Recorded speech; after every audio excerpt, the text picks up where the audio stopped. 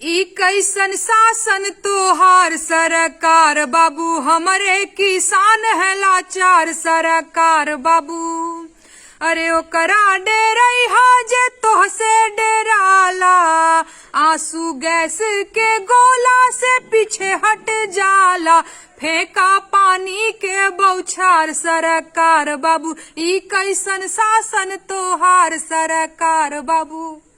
अरे बढ़े चलो टूटे ना कारवा, देशवा के मुछ पगारी है किसानवा, गरजेला हरियाणा के सरदार बाबू। ई कैसन शासन तोहार सरकार बाबू।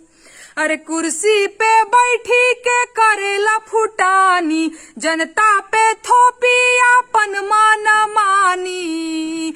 अब देखा जनता के हुंकार सरकार बाबू। ई कैसन शासन तोहार सरकार बाबू।